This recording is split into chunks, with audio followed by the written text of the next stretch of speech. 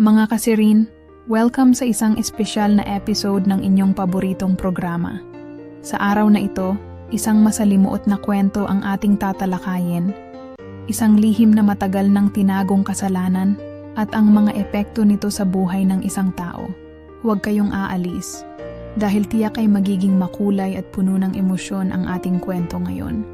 Ako po si RV, isang simpleng lalaki na hindi inaasahan na dadating ang pagkakataon na magsisi at aminin ang aking lihim. Isang lihim na matagal ko nang itinatago. Isang lihim na hindi ko alam kung paano ko tatanggapin. Ang asawa ko, si Monette, ay isang OFW. Madalas siyang wala sa bahay, nagtatrabaho sa ibang bansa, kaya't ako'y mag-isa. At sa mga oras na iyon, nagsimula ang lahat.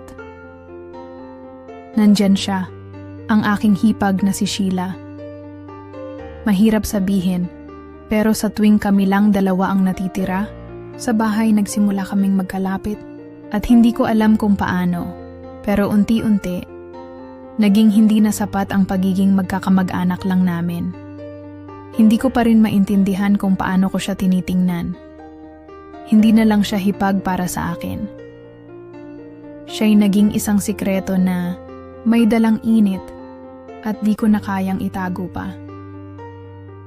Minsan, kapag andyan lang kami, magkasama sa sala o sa kitchen, ang simpleng mga tanong, ang mga simpleng tawanan, ay nagiging matinding mga titigan na may kasamang hindi maipaliwanag na pagkailang attention. Siya ay may kakaibang alindog na hindi ko kayang tanggihan. At kahit alam kong mali, ang katawan ko'y naghahanap sa kanya. Hindi ko alam kung ano ang nangyari. Nag-umpisa ito sa isang inosenteng pag-uusap. Pero nang hindi ko namamalayan, nagsimula na kaming magtagpo sa mga mas madilim na sulok ng aming mga puso at katawan. Ngayon, narito ako, humihingi ng tawad, o marahil ay naghahanap lang ng kaunting kaluwagan mula sa bigat ng aking puso. Bawat salita na bibitawan ko ay may kasamang takot, pero kailangan ko nang sabihin. Alam kong mali ang ginawa ko at hindi ko rin kayang ipagpatuloy ito nang hindi pinapahayag ang lahat. Sa pamamagitan ng liham na ito, nais kong ipahayag ang aking pagnanasa kay Sheila, pati na rin ang kasalanang nangyari sa amin. Hindi ko na kayang itago pa ang kasalanan ko. Alam kong sa lahat ng nangyari, nasaktan ko ang asawa ko. Ang taong nagmahal sa akin. Ang taong nagtitiwala sa akin. Pero ang init sa katawan ko, ang alingawngaw ng mga titig ni Sheila, ay hindi ko kayang itanggi. Pagka umalis si Monette, kami lang ni Sheila sa bahay, at ang mga oras na iyon ay naging mga sandaling puno ng init, ng kahalayan, ng bawal na kaligayahan. Sa mga gabing tahimik, nagiging maligaya kami sa isang lihim na hindi kayang matutunan ng iba. At ako, na hindi ko kayang kalimutan ang bawat pagdampi ng katawan niya sa aking katawan. Hindi ko na kayang magtago pa. Ang lahat ng ito, ang lihim na itinagong matagal, ay sumabog na ngayon sa harap ng lahat. Kung sana lang ako'y makahanap ng kapatawaran, o kaya'y maalis ang bigat ng guilt sa puso ko. Ngunit mas takot akong mawala pa ang lahat. Ang tiwala ng asawa ko, ang respeto sa sarili ko, at higit sa lahat, ang kabutihan ko bilang isang tao. Kaya ito ang aking confession kay DJ Serene, na sana'y maabot ang mga salitang nagsisilibing bilang aking paglaya mula sa mga katanungan at alinlangan na matagal nang bumabalot sa aking isipan. Ang init ng aking katawan ay nagmula sa aking sariling kasalanan, ngunit may isang bahagi sa aking puso na naghahanap pa rin ng kaligtasan. Hindi ko malilimutan ang gabing iyon, ang gabing nagbago ng lahat. Akala ko, isang simpleng gabing magkasama kami ni Sheila para mag-usap, magtawanan, at magsaya bilang magkapamilya. Wala akong inaasahan maliban sa magpahinga at mag-relax. Ngunit sa isang iglap, ang init ng katawan ko, pati na rin ang kanyang presensya, ay nagbigay ng kakaibang pakiramdam na hindi ko kayang tanggihan. Habang kami nag-uusap, ang bawat tawa niya, ang bawat titig, parang may isang bagay na hindi ko kayang ipaliwanag. Unti-unti, nadarama ko na ang bawat galaw niya ay may kahulugan. Ang amoy ng kanyang pabango, ang mga labi niyang malapit sa aking pisngi. Tumatagos sa akin ang init na nararamdaman ko. Hindi ko na kayang kontrolin pa ang sarili ko. Ako'y unti-unting nalulunod sa kuryosidad at sa tila hindi maipaliwanag na pagnanasa, isang gabi, pagkatapos ng ilang inuman, habang tahimik na nag-uusap kami sa sala, nakaramdam ako ng kakaibang tensyon. Napansin kong mas malapit siya sa akin. Ang mga mata niyang tila nagsasabing may hinahanap din siya. Isang bagay na hindi pwedeng ipagkaila. Hindi ko na kayang magtago, at nang magtama ang aming mga mata, ang mundo ay tila huminto sa isang saglit. Walang salitang lumabas, ngunit ang kanyang mga mata ay nagsabi na siya ay nag-iisip ng pareho, at nang magkalapit ang aming mga mukha, naramdaman ko na ang kanyang hininga, ang init ng kanyang katawan, ang bawat galaw niyang parang may ipinahihiwatig. At doon, sa madilim na sulok ng aming bahay, nagtagpo ang aming mga labi. Mabilis at magaan sa umpisa, ngunit nang magsimula kami, nagmistulang sunog ang bawat dapo ng labi. Ang bawat pagdampi ng aming mga katawan ay puno ng isang damdamin. Hindi lamang pagnanasa, kundi ang pagsuko sa isang lihim na hindi na kayang itago pa. Ang aking mga kamay ay naglakbay sa kanyang katawan nang may pagnanasa, at ang kanyang mga kamay ay nagsimula ding galugarin ang aking katawan. Hindi ko kayang ilarawan ang init na dumaloy sa amin, para kaming nawawala sa mundo, at tanging kami na lang ang umiiral sa mga sandaling iyon. Sa bawat pagdampi ng kanyang mga daliri sa aking balat, may kakaibang kuryente na nagdudulot ng pangingilig sa aking katawan. Naramdaman ko ang bawat pagkakadikit ng aming mga katawan. Mas malalim, mas matindi, mas mainit. Ang mga mata ni Sheila ay puno ng nararamdamang pagnanasa. At sa bawat segundo, hindi ko alam kung anong mas masarap. Ang kanyang mga labi o ang init ng mga kamay na kumakalabit sa aking katawan. Kami ay nagtagpo sa isang punto kung saan wala nang hadlang. Ang tanging umiiral na lang ay ang aming pangangailangan sa isa't isa. Nang maghiwalay ang aming mga labi, ako'y labis na hiningal. Ngunit ang nararamdaman ko sa gabing iyon ay hindi kayang ipaliwanag ng mga salita. Para akong lumulutang, nahulog sa isang mundo na puno ng paghahangad. At mula doon, ang bawat gabi na kami lang dalawa ang magkasama ay nagbago. Hindi na kami nakapagpigil. Patuloy na nagtatago ng aming mga lihim sa mga mata ng iba, at ang mga sandaling iyon ay naging puno ng mas malalim na koneksyon. Ang katawan ko ay patuloy na naghahangad sa kanya, at ang aming mga titig ay patuloy na nagsasalita ng mga hindi kayang sabihin ng mga salita. Sa bawat pagkakataon, kami nagkakalapit. Ang mga halik, ang bawat hawak sa kamay, ang bawat titig, naging parte ng aming lihim na kagalakan. At sa kabila ng lahat ng kasalanang nagaganap, wala akong pakialam. Para bang sa mga gabing iyon, kami lamang ang umiiral sa ilalim ng madilim na langit.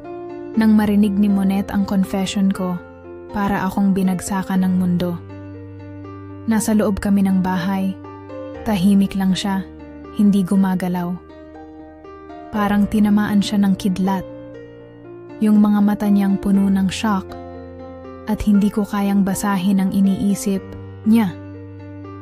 Yung puso ko, parang tinusok ng maraming tinik habang tinitingnan ko siya. Alam kong siya'y nasaktan. Alam kong ang mga salitang binanggit ko ay hindi kayang ipaliwanag ng kahit anong paliwanag ko. Para akong nawalan ng lakas sa kanyang harapan. At wala akong magawa, kundi maghintay sa susunod niyang sasabihin. ngunit hindi siya nagsalita agad. Tumahimik siya, parang naglalaro sa isip niya ang mga salitang narinig niya. Habang tumatagal, nakikita ko ang galit na lumalabas sa kanyang mata. At unti-unti, ang tinig niyang mahina, pero puno ng sakit, ay nagsimula na ring magtakda ng hangganan sa pagitan namin. Ang distansya niya, hindi lang pisikal kundi pati emosyonal, ay unti-unting lumalaki. Yung mga titig niya sa akin, puno ng desilusyon, naglalaman ng galit at takot. Hindi ko alam kung paano ko siya maaabot, kung paano ko aayusin ang lahat ng nasira. Nasa gilid ko si Sheila, hindi halatang apektado, tila parang wala lang. Pero sa mga mata niyang tumitig sa akin, may kakaibang saya, isang bagay na hindi ko kayang ipaliwanag. Parang ang buong katawan niya ay nagsasabi, wala nang balak magtago, wala nang pakialam. At sa bawat tingin niya sa akin, para akong binibigyan ng hamon. Parang sinasabi niya, magdusa ka, pero may kaligayahan din sa bawat pagtitiis. Naramdaman ko ang galit ko at ang guilt na nagsasama sa puso ko. Kung si Monette ay may galit na nag-aalab, si Sheila naman ay may isang malamig na ngiti na parang nangaasar. Parang may halong pang-akit na hindi ko kayang pigilan. Ngunit mas lalong naging mahirap nang magtagpo ang aming mga mata. Walang pag-usap, pero ang bawat hakbang niya, papalapit sa akin, ay puno ng sensualidad. Isang sensualidad na nag-uugnay sa mga lihim na matagal na naming itinatago. Tinitigan ko siya at naalala ko ang bawat gabi na kami ay nagkakasama. Ang init ng katawan niya na kumakalabit sa aking katawan. Puno ng tensyon ang paligid. Ang bawat galaw niya, bawat hakbang na ginagawa niya, ay nagiging isang laro na hindi ko kayang talikuran. Habang si Monette ay patuloy na umiwas at nagtakda ng distansya, si Sheila naman ay lumapit pa. Ang bawat sandali ay nagiging mas mabigat, mas mahirap. Nakikita ko ang mga mata ni Monette, puno ng sakit. Pero ang katawan ni Sheila, na parang nagsasabing, tuloy lang tayo, ay nagdadala ng ibang klase ng init na hindi ko kayang kontrolin. Alam kong nasaktan ko si Monette, pero may bahagi sa akin na hindi kayang iwasan si Sheila, yung alingaw-ngaw ng aming nakaraan, ang init ng aming mga gabing magkasama, ay hindi ko kayang alisin mula sa aking isipan. Habang nanatiling malamig, si Monette, si Sheila naman, ay tila walang pakialam sa lahat ng nangyari. Ang mga tingin niya sa akin ay may kasamang aliw. Parang nagsasabing wala siyang pagsisisi. Para bang siya ay masaya pa rin sa lahat ng nangyari at wala siyang pakialam sa mga pasakit na dulot nito. At ako'y nalulunod sa guilt at takot sa magiging kalabasan ng lahat ng ito.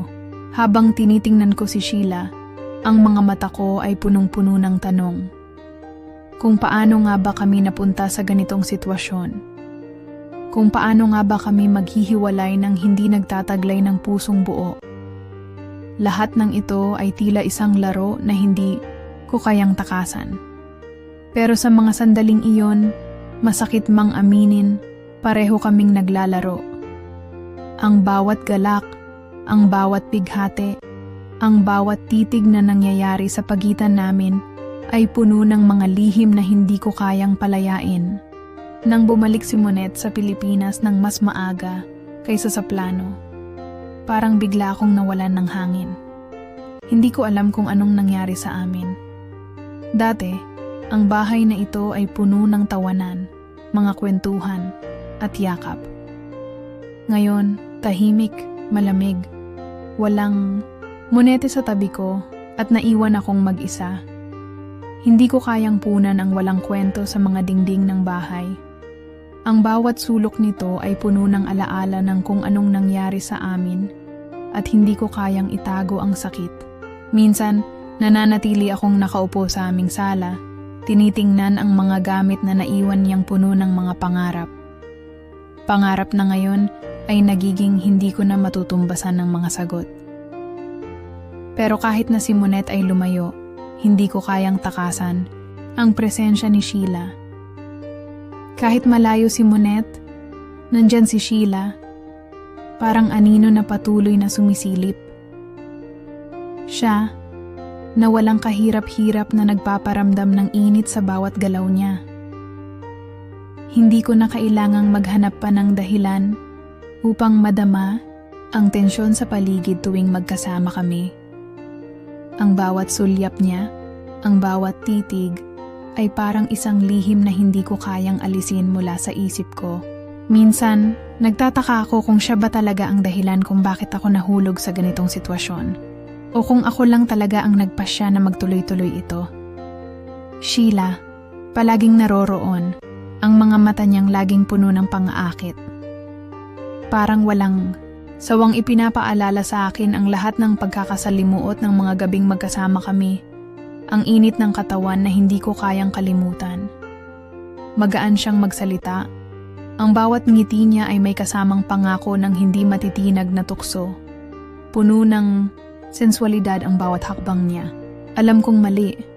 Alam ko na dapat akong maghinay-hinay. Pero ang katawan ko ay hindi sumusunod sa isipan ko. Tinutukso ako ng bawat kilos niya. At kapag magkatabi kami, para bang ang katawan ko ay nahihirapan na hindi siyang yakapin. Hindi siya, halikan mo, naglalaban sa loob ko ang mga nararamdaman ko, ang takot, ang guilt, at ang nararamdamang pagnanasa. Si Monette ang aking asawa, ang aking pamilya. Ngunit si Sheila na nagpaparamdam ng mga bagay na hindi ko kayang ipaliwanag. Bawat sulyap ni Sheila ay nagiging isang paalala ng mga gabing magkasama kami. Ang mga matamis na halik, ang mga sensual na haplos, at ang bawat salitang hindi ko kayang bitawan sa kanya. Hindi ko na matutulungan ang sarili ko. Sa bawat araw na lumilipas, mas lalapit siya sa akin, at mas nahihirapan akong umiwas. Habang nilalabanan ko ang mga nararamdaman ko, hindi ko maiwasang magtaka kung ano nga ba ang mangyayari sa amin. Ang relasyon namin ni Sheila, kahit na lihim, ay parang hindi na matitinag. At si Monette na minsan ay nagiging malamig at tila malayo, nagiging mas mahirap kalimutan. Hindi ko alam kung anong ibig sabihin ng lahat ng ito. Parang ang mga nararamdaman ko ay hindi na kasalanan, kundi isang halakhak ng tadhana na nagpapaalala sa akin na minsan sa isang iglap, ang lahat ng nagmamahal at nagtataksil ay magkakasama. At habang ako ay nahihirapan, hindi ko kayang tiisin ang presensya ni Sheila. Bawat galak, bawat pagsanib ng katawan namin ay nagpapalakas sa pakiramdam ko. Kasabay ng bawat gabi ay ang patuloy na pagsubok sa aking konsensya. Hanggang kailan ko kayang itago ang aking mga lihim? Hanggang kailan ko kayang paglabanan ang mga nararamdaman ko sa pagitan nila ni Monette at ni Sheila? Ang mga tanong na ito ay nagiging hindi kayang sagutin. Kaya't mas lalo akong nahihirapan sa pagitan ng dalawa habang nakaupo ako sa sala. Wala akong magawa kundi magmuni-muni. Ang utak ko ay puno ng magkahalong alaala, ng mga halik, ng mga gabing magkasama kami ni Sheila, ng init ng katawan niya na tila ba naglalagablab pa rin sa bawat sulok ng katawan ko. Ang mga gabing iyon, puno ng sekreto at pagnanasa, ay nagiging mga alon na patuloy na bumabalik sa aking isipan. Hindi ko maiiwasan. Alam kong mali. Alam kong ang kasalanan ko ay isang sugat na mahirap pagalingin. Pero hindi ko rin kayang itago ang saya na dulot ng mga sandaling iyon, yung pakiramdam ng pagiging buhay, ng pagiging malaya, ng walang hadlang.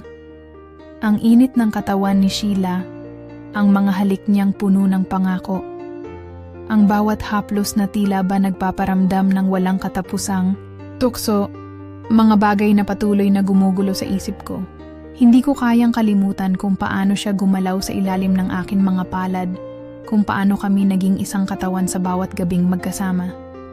Pero ngayon, habang nag-iisa at wala si Monette sa tabi ko, nararamdaman ko ang bigat ng lahat ng nangyari. Ang mga sandaling iyon, na dating puno ng kaligayahan, ay nagiging dahilan ng aking pagkabigo. Nais ko sanang maramdaman ang kasiyahan na dulot ng bawat gabi namin ni Sheila. Pero sa bawat alala ko sa kanya, ay napapalitan ito ng guilt. Hindi ko matanggal sa utak ko ang pagkawala ni Monette at kung paano ko siya tinanggal sa kanyang buhay. Hindi ko na maibabalik ang panahon na siya'y naroon, na kami ay magkasama, masaya, at hindi kami nagtatago ng anuman sa isa't isa. Ngayon ang mga magagandang alala ay nagiging mga kalungkutan na humahadlang sa bawat hakbang ko. Tanong ko sa sarili ko, si Sheila ba ang hinahanap ko o ang isang pakiramdam lang na hindi ko na nahanap sa asawa ko? Si Monette na ngayon ay wala, sa bahay, nagbabalik sa kanyang pamilya sa Pilipinas. May mga gabi akong iniisip na sana ay hindi ko ginawa ito, na sana ay natutunan ko na mas mahalin siya kaysa sa ganitong lihim na kinasasangkutan ko. Pero si Sheila ay laging naroon. Hindi ko matanggihan. Hindi ko kayang lumikha ng distansya mula sa kanya. Dahil sa bawat tingin, bawat pagdampi ng kanyang katawan, tila ba nahihirapan akong bumalik sa katotohanan. At sa bawat gabi, habang nakaupo akong mag-isa, umaasa akong sana may makitang solusyon sa lahat ng ito. Kasi ako lang naman ang makakapag-ayos ng mga nasira ko. Pero sa totoo lang, hindi ko na alam kung kaya ko pa. Ang puso ko ay parang naguguluhan na sa pagitan ni Monette, na siyang asawa ko, at ni Sheila, na siyang lihim kong mundo. Ang tadhana ko ay nagiging magulo at puno ng mga tanong. Nais ko sanang itama, ngunit hindi ko na alam kung saan magsisimula. Si Sheila ba ang dahilan ng lahat ng ito? O ako lang ba ang nagpasya na maging bahagi ng isang lihim? Siguro nga, hindi ko na matutumbasan ang bigat ng kasalanan ko kay Monette. Ang mga alala ko kay Sheila ay hindi ko kayang alisin. Ang init ng kanyang mga halik, ang pagkakaroon ng saya na wala si Monette, ay nagiging dahilan ng labis kong pagkatalo sa sarili ko. Wala akong ibang maasahan kundi ang sarili ko, ngunit ang mga damdamin ko ay nagsasagabal na sa paggawa ng tamang desisyon. Ang mga gabing magkasama kami ni Sheila ay nagiging sagot sa bawat kalungkutan na dulot ng pagkawala ni Monette. Pero sa huli, wala akong matutunan kundi ang magtanong, may pag-asa pa kayang ayusin ang lahat? Hindi ko alam kung anong nararamdaman ko nang lumapit si Sheila sa akin. Isang hapon, tahimik, at may malalim na tingin sa mata. Hindi ko pa rin maintindihan kung paano kami napunta sa ganitong punto. Ang lahat ng pagnanasa, mga lihim, at mga gabing puno ng init at kasalanan. Pero sa bawat araw na lumipas, mas lalo kong nararamdaman na may isang bagay na hindi tama. Nasa sala kami, tahimik. Iniiwasan ko siyang tumingin, pero alam ko na may hindi siya nasasabi. Hanggang sa bigla siyang magsalita. Alam mo, RV, lahat ng ito, hindi lang tungkol sa iyo at sa akin. Tumayo siya at lumapit sa akin. Hindi lang ako nalibang, hindi lang ako naghanap ng kasiyahan, sabi niya.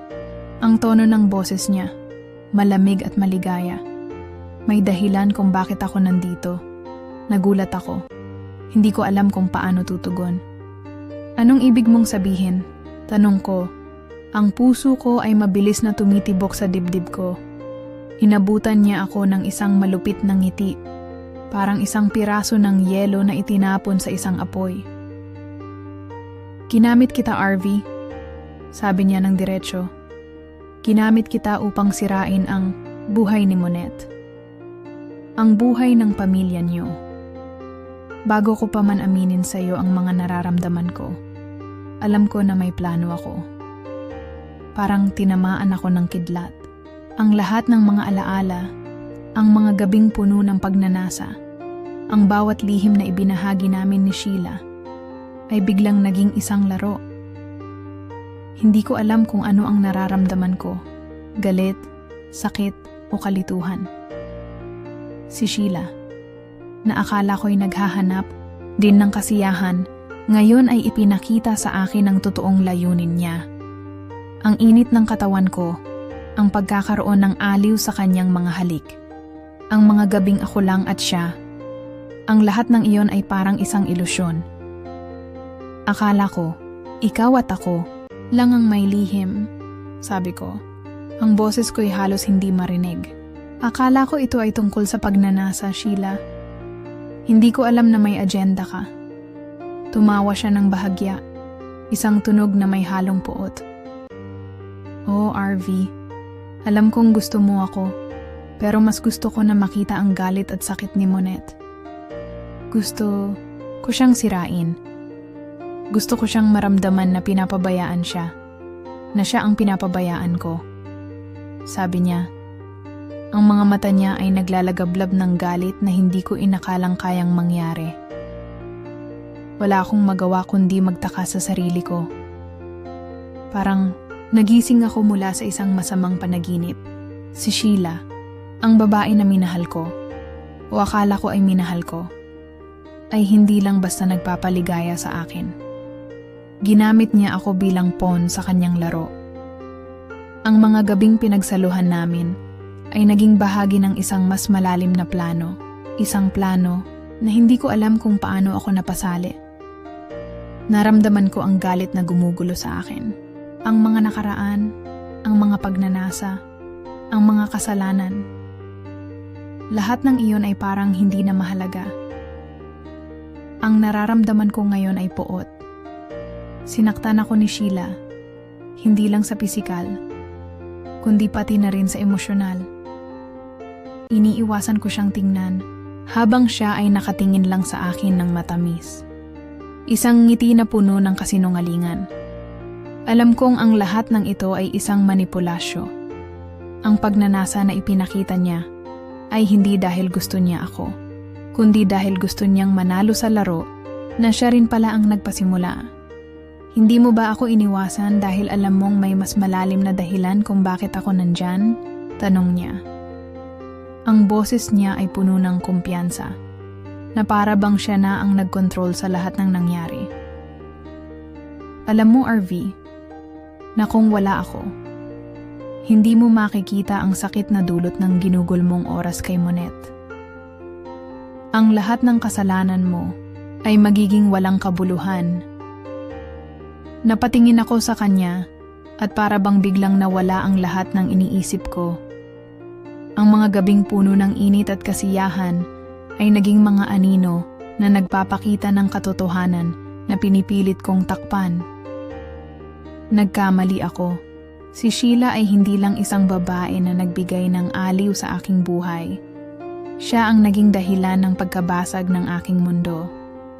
Si Monette, bulong ko sa sarili ko. Pinagtaksilan ko siya.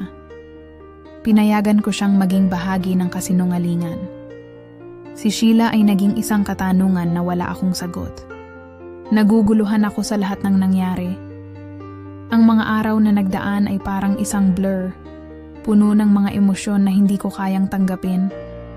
Si Sheila, na ako'y ginamit at itinulak sa isang kanto ng aking buhay, ay patuloy na bumabalik sa akin. May dalang seduksyon na hindi ko kayang labanan. Ngunit sa kabila ng lahat ng ito, isang matinding tanong ang bumangon sa aking isipan.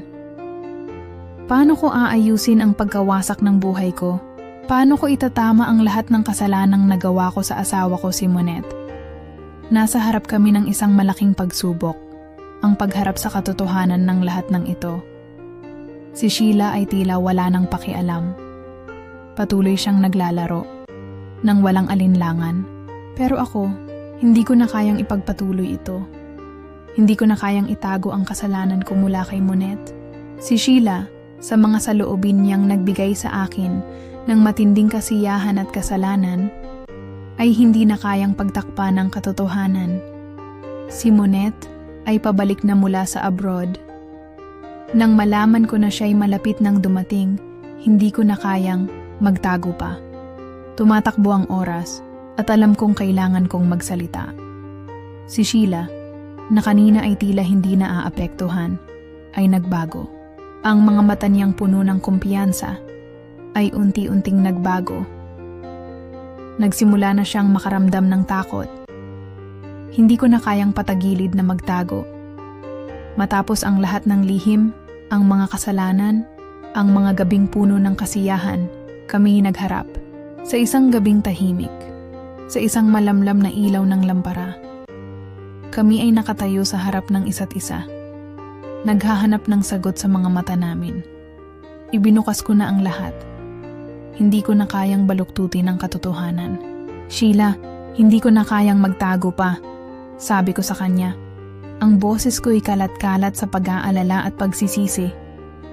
Alam ko, sagot niya, at tila wala siyang pakialam. Alam kong hindi mo kayang patagilid na magtago. Ang totoo, hindi na ako natatakot na mawala sa buhay mo. Sa mga salitang iyon, naramdaman kong nawala na ang lahat ng kontrol ko sa sitwasyon. Si Sheila ay parang isang piraso ng apoy na ako rin ang nagpasiko. At ngayon, ang mga labi ng apoy ay sumabog sa harap ko. Sinunog ang lahat ng aking mga pangarap. Anong ibig mong sabihin? Tanong ko. Ang puso ko'y mabilis na tumitibok, puno ng takot at kalituhan. Hindi ko maintindihan kung bakit ginagawa mo ito. Dahil ikaw ang may kasalanan, sagot niya. Ang kanyang mga mata ay tila lumiliyab ng galit. Bakit mo ako tinutukso ng mga panahoy, hindi mo kayang itago ang iyong sarili? Ang lahat ng ito ay isang laro na hindi mo alam na ikaw ang itinulak sa gilid ng bangin. Walang mga salita ang lumabas sa bibig ko. Bawat sandali ng pagpapalipas ng gabi na iyon ay naging isang dagat ng alon na patuloy na bumangon at bumagsak. Laban sa lahat ng akala ko'y tama. Ngayon ay nakatayo ako sa harap ng aking pinakamalaking pagsubok. Hindi ko alam kung ang aking mga kasalanan ay kayang baguhin, kung ang aking relasyon kay Monet ay may pagkakataong magsimula muli. Ngunit si Sheila, sa bawat hakbang niyang papalapit sa akin, ay nagdala ng isang alon ng kasalanan at pangako. Hindi ko na kayang magpatuloy sa ganito, sabi ko sa kanya. At kahit na tila pinigilan niya ang kanyang sarili, ang mga mata niyang puno ng pagtataksil ay hindi na nagtatago ng anumang emosyon. Sigurado ka bang kayang magpatuloy pa? Tanong ni Sheila. Ang tono ng boses niya ay puno ng mga tanong at mga sugat na nilikha namin. Wala nang makakapigil sa atin. Pero kung mahal ko pa si Monet, anong magagawa ko? Sagot ko. Sa pagkakataong iyon, nagsimula akong magtaka kung may pagkakataon pa ba akong ibalik ang lahat ng pagkatalo, ang mga sandaling ipinagkait ko sa aking asawa. Ang tanong ay, paano ako lalaban sa isang digmaan na ako rin ang nagpasimula? Matapos ang lahat ng sigawan at bangungot, natutunan ko na ang tunay na halaga ng mga bagay na ipinagpalit ko. Ang mga desisyon ko, ang kasalanan ko, at ang mga hindi ko kayang baguhin ay nag-iwan ng mga sugat na hindi madali maghilom.